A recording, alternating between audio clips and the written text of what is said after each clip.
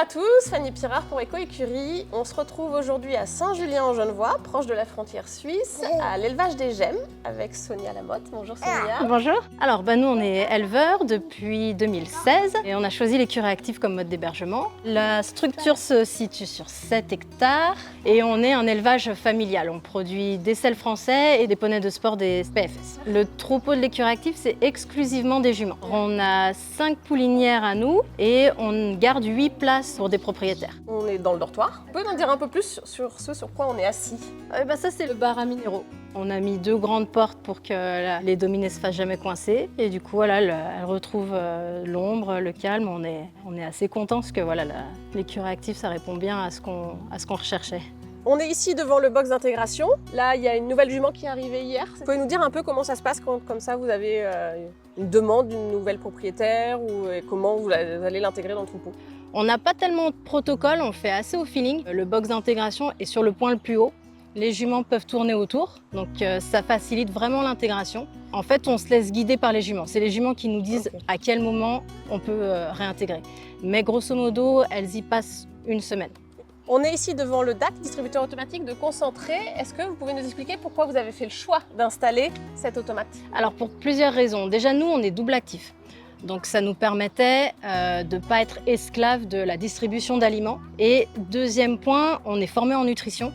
Donc on travaille vraiment avec des aliments de base, ça nous permet de vraiment calquer de manière individuelle à l'alimentation et de refaire nos mélanges. Donc ça correspondait bien à nos valeurs et à notre façon d'élever en fait. Ouais. Donc là au niveau de la main d'œuvre, vous êtes tranquille parce que vous avez tous les deux votre travail à côté. Ça vous permet d'avoir, ce qu'on disait tout à l'heure, une vingtaine de chevaux, c'est ça?